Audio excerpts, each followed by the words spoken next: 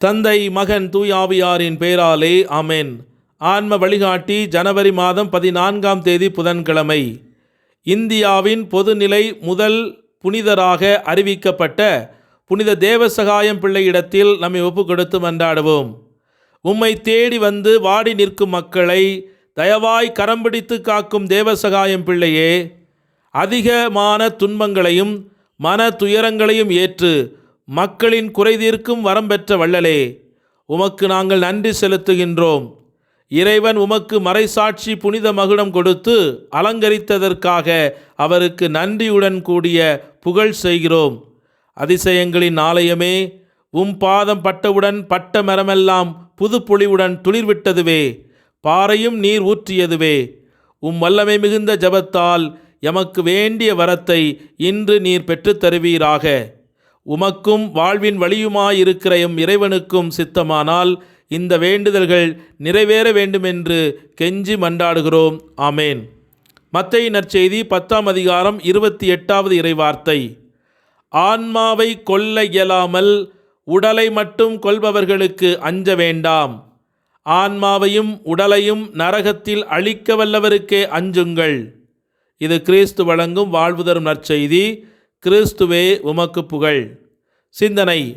இன்று இந்திய தேசத்தின் முதல் பொதுநிலை புனிதராக உயர்த்தப்பட்ட தென் தமிழகத்தின் கோட்டாறு மறை மாவட்டத்தின் புனித தேவசகாயம் அவர்களின் திருவிழாவை திருச்சபை கொண்டாடி மகிழ்கிறது.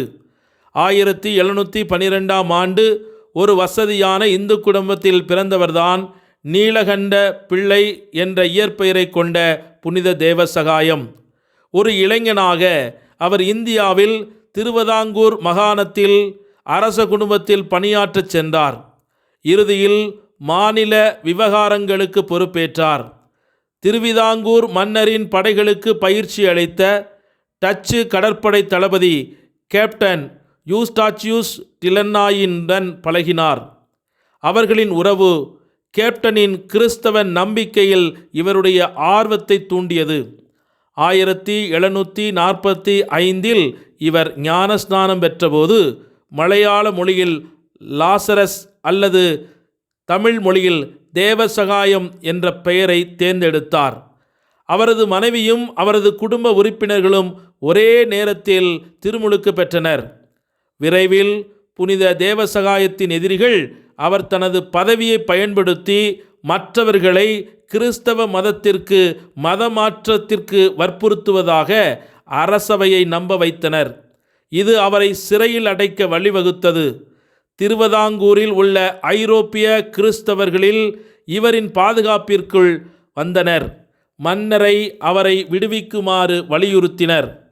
3 ஆண்டுகளுக்கு பிறகு புனித தேவசகாயம் ஒரு விரோத பிரதேசத்திற்கு நாடு கடத்தப்பட வேண்டும் என்ற நிபந்தனையின் பேரில் மன்னர் இணங்கினார். கிட்டத்தட்ட தினமும் அடித்து சித்திரவதை செய்யப்பட்டாலும் இவர் தொடர்ந்து கருணையுடன் பதிலளித்து வந்தார். தன்னை கைப்பற்றியவர்களுக்காக வெளிப்படையாகவே செபித்தார். 1752இல் உள்ளூர் வீரர்களால் சுட்டு கொல்லப்பட்ட புனித தேவசகாயத்தின் உடல் கோட்டாரில் உள்ள புனித பிரான்சிஸ் சவேரியார் தேவாலயத்திற்கு கொண்டு செல்லப்பட்டது. பின்னர் அவரது உடல் பலிபீடத்தின் கீழ் அடக்கம் செய்யப்பட்ட போது அந்த இடம் ஒரு பிரபல்யமான திருயாத்திரை தலமாக மாறியது. 2012ஆம் ஆண்டில் எந்த மத நிறுவனத்துடனும் தொடர்பில்லாத முதல் இந்திய பொதுநிலை அருளாளராக அறிவிக்கப்பட்டார் புனித தேவசகாயம். 10 ஆண்டுகளுக்கு பிறகு அவர் ரோமை நகரில் புனிதர் பட்டம் பெற்றார். அவரது வழிபாட்டு விழா இன்று ஜனவரி மாதம் 14 அன்று கொண்டாடப்படுகிறது. மே 15, 2022 அன்று நடைபெற்ற புனிதர் பட்டமளிப்பு திருப்பலியில் புனிதரின் வாழ்க்கை பரிசுத்தம் என்பது தேர்ந்தெடுக்கப்பட்ட சிலரால் அடைய முடியாத ஒரு குறிக்கோள் அல்ல, மாறாக கடவுளின் அன்பை அங்கீகரித்து பகிர்ந்து கொள்வதன் மூலம் வருகிறது என்பதை நிரூபிக்கிறது என்று நம்முடைய முன்னாள் திருத்தந்தை பிரான்சிஸ் அவர்கள் கூறினார்கள். புனித தேவசகாயம் நற்செய்திக்கும் நமது சகோதர சகோதரிகளுக்கும் சேவை செய்ய வேண்டும். பிரதிபலனாக எதையும் எதிர்பார்க்காமல் அல்லது எந்த உலக மகிமையும் எதிர்பார்க்காமல் நம் வாழ்க்கையை அர்ப்பணிக்க வேண்டும் என்ற கிறிஸ்தவ அழைப்பை முன்மாதிரியாக கொண்டிருந்தார் என்று அவர் அழுத்தமாக வெளிப்படுத்தினார். ஆகவே இத்தகைய அருமையான புனிதர், நம் மண்ணின் மைந்தர், இவரை ஆண்டவர் மேன்மைப்படுத்தினார் என்பதை இன்று நாம் சிறப்பாக கொண்டாடுகிறோம். இன்று கோட்டாறு மறைமாவட்டம் காற்றாடிமலை என்று சொல்லப்படும் புனித தேவசகாயம் மலையிலே ரோமையின் இந்திய திருத்தூதர் கர்தினல் லியோபோல் ஜிரல்லி தலைமையில் பேராயர்கள், ஆயர்கள், குருக்கள், கன்னியர்கள், பொதுநிலையினர் முன்னிலையில் இந்தியாவின் முதல் பொதுநிலை புனிதராக உயர்த்தப்பட்ட புனித தேவசகாயம் திருத்தந்தை லியோ அவர்களால் இந்தியாவின் பொதுநிலையினரின் பாதுகாவலராக அறிவிக்கப்பட்டதன் நினைவு நன்றி திருப்பலி கொண்டாட்டம் நடைபெறுகின்றது. இந்த நிகழ்வை ஆண்டவர் ஆசீர்வதித்து வழிநடத்தும்படியாகவும் வருகிற மக்கள் அனைவருக்கும் இறையாசி நிறைவாய் கிடைக்கவும் புனித தேவசகாயத்தினுடைய பரிந்துரையும் மன்றாட்டும் இந்திய தேசத்தை ஆசீர்வதிக்க வேண்டுமென்று இன்று இணைந்து மன்றாடுவோம். ஜெபிப்போமாக. சமாதான கர்த்தரே எம் இறைவா, இன்றைய புதிய நாளை தந்து உமது அன்பை நிரூபித்ததற்காய் உம்மை மனம் நிறைந்த மகிழ்வோடு நன்றி செலுத்துகிறோம். உமது பராமரிப்பை எண்ணி எண்ணி உமக்கு புகழ் சாற்றுகிறோம்.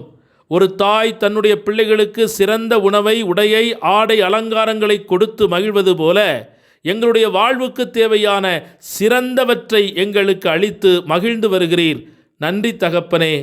உமது அருள் வளத்தினால் இன்னும் எங்களை மென்மேலும் அலங்கரித்தருளும். இன்று பொதுநிலை புனிதராக உயர்த்தப்பட்டிருக்கும் எம் அன்பு தேவசகாயத்திற்காக உமக்கு நன்றி கூறுகிறோம். இந்து பின்னணியில் பிறந்து இயேசுவை ஏற்றுக்கொண்டு தான் ஏற்றுக்கொண்ட விசுவாசத்திற்காக சோதனை துன்பங்கள் அனுபவித்து இறுதி வரை விசுவாசத்தை கைவிடாமல் இயேசுவுக்காய் இரத்தம் சிந்தி மரித்த அவரைப் போல இன்று நாங்களும் வைராக்கியத்தோடு எங்கள் விசுவாசத்திற்காக வாழ்ந்து அனைத்து வகை சித்திரமுதைகள், அடக்குமுறைகளை பொறுமையோடு தாங்கிக் கொள்ள எங்களுக்கு வரம் தாரும். எங்கள் துன்பங்களின் மூலம் எங்கள் குடும்பங்களில், திருச்சபையில், நாட்டில் ஆன்மாக்கள் மீட்கப்பட வழிவகுத்தருளும். எங்களுக்கு வரும் துன்பங்களை முணுமுணுக்காமல், வாதாடாமல், பொறுமையோடு சகித்து கொண்டு எங்கள் பாவங்களுக்காகவும் எங்களுடைய குடும்பத்தின் பாவங்களுக்காகவும் அகில உலக மக்களின் பாவங்களுக்கு பரிகாரமாகவும் சிலுவையில் தொங்கும் இயேசுவோடு இந்த துன்பங்களை அர்ப்பணித்து மீட்புக்காக உழைக்க மன உறுதியை தாரும். இரத்தம் சிந்துதல் இல்லாமல் பாவம் மன்னிப்பு இல்லை என்பதை உணர்ந்து எங்கள் குடும்பங்களின் பாவங்களுக்கு பரிகாரமாக இன்று நாங்கள் அனுபவிக்கும் அத்தனை துன்பங்களையும் மகிழ்வோடு உமது பாதத்தில் சமர்ப்பித்து மன்றாடுகிறோம். கடவுளின் கருணையால் எங்கள் வாழ்விலே வாட்டி வதைத்து கொண்டிருக்கும் சுட்டெரிக்கும் வறுமை, கடன், நோய், பிரச்சனைகள் போன்ற நெருப்பிலிருந்தும் பிற மனிதருடைய விமர்சனங்கள், பொறாமை, ஆணவ பேச்சுக்கள், தவறான எண்ணங்கள், எங்கள் மனங்களை காயப்படுத்தும் வார்த்தைகள், கடந்த கால வாழ்வில் நிகழ்ந்த மறக்க நினைக்கும் கசப்பான நினைவுகள் மற்றும் உணர்வுகள், இவை போன்ற சிங்கத்தின் குகைகளிலிருந்தும் எங்களை காப்பாற்றும் ஐயா. நாங்கள் உம்முடைய சமாதானத்தோடு நீர் எங்களோடு எப்போதும் வாசம் செய்கிற இந்த சத்தியத்தை கொண்டாடி கொண்டே மகிழ்வோடு புனித தேவ சகாயத்தினுடைய வல்லமிக்க பரிந்துரையால் எங்கள் குடும்பங்கள் விண்ணக ஆசிரை பெற்று மண்ணகத்தில் நலமோடு வாழ எங்களுக்கு துணை புரிவீராக. ஆமேன். பொதுநிலை புனிதரான புனித தேவசகாயமே எங்களுக்காக வேண்டிக் கொள்ளும். எல்லாமல்ல இறைவன், தந்தை, மகன், தூய ஆவியானவர் உங்கள் அனைவரையும் நிறைவாக ஆசீர்வதித்து புனிதப்படுத்தி வழிநடத்துவாராக. ஆமேன். இயேசுவுக்கே புகழ், இயேசுவுக்கே நன்றி. மரியே வாழ்க. இயேசுவின் இரத்தம் ஜெயம்.